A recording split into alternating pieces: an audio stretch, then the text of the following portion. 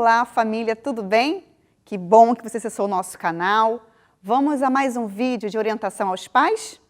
Bem, hoje a gente volta aqui para falar a respeito de uma pessoa que talvez você nunca tenha lido na Bíblia, mas está lá.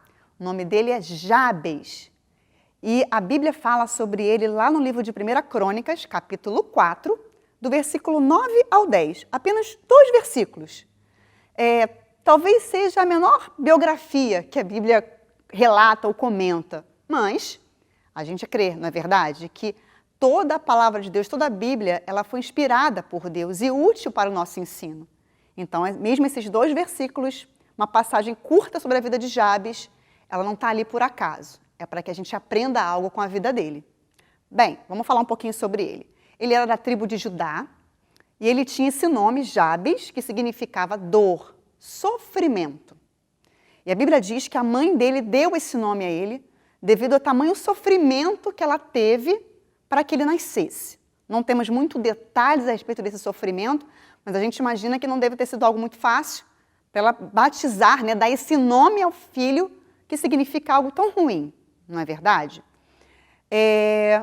Mas Jabes, mesmo com esse significado, com o nome que significava dor e sofrimento, porque é interessante a gente falar aqui que naquela época o significado do nome de uma pessoa tinha um peso muito grande.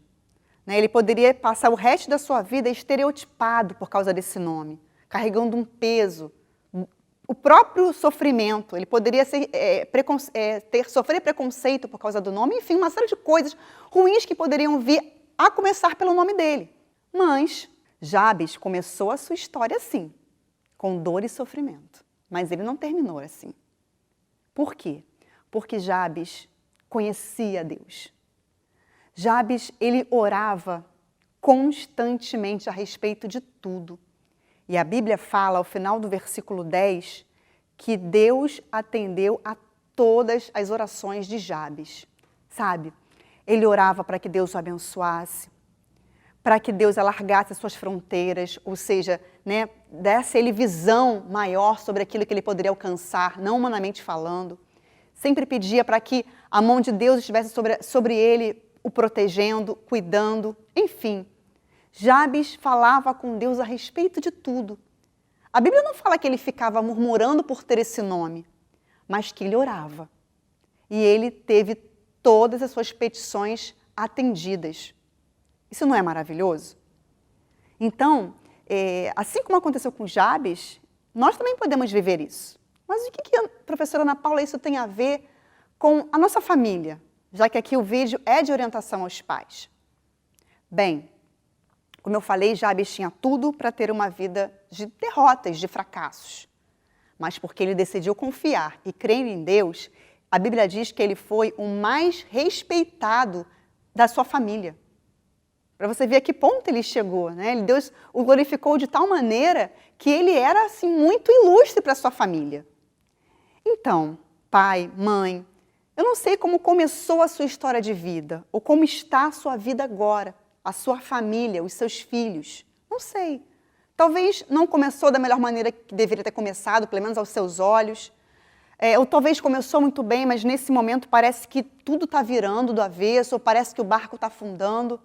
Todos nós passamos por situações como essas na nossa vida, mas só passamos, não ficamos nela. Porque temos aprendido que precisamos crer a todo momento naquilo que Deus pode fazer pela nossa vida e pela nossa casa. Então, família, não dê ouvidos, sabe aquelas vozes? Ih, o seu filho tem jeito não, hein?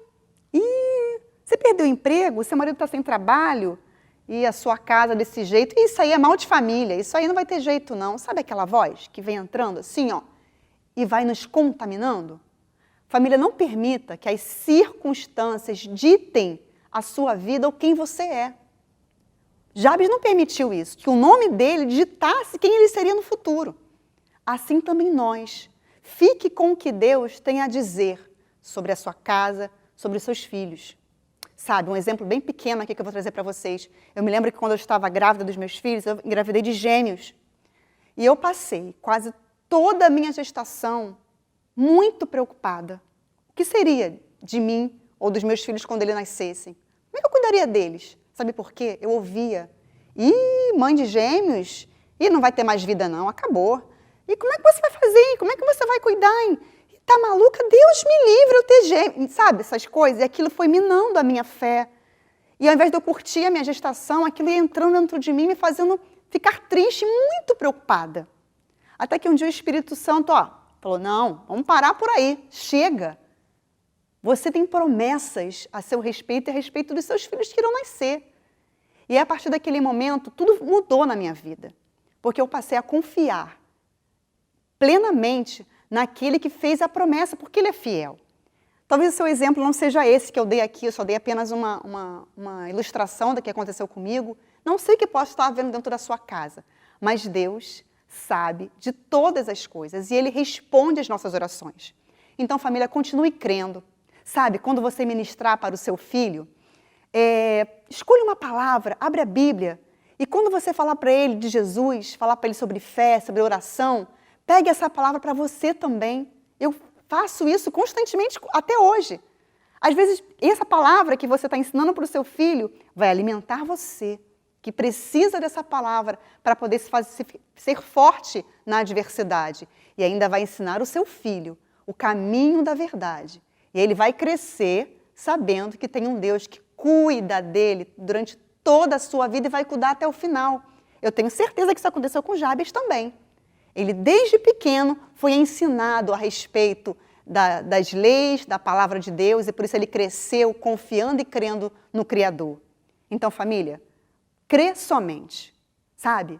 Deus tem promessas maravilhosas para nós e para a nossa casa. Amém? Fiquem com Deus, Deus abençoe e até a próxima. Tchau!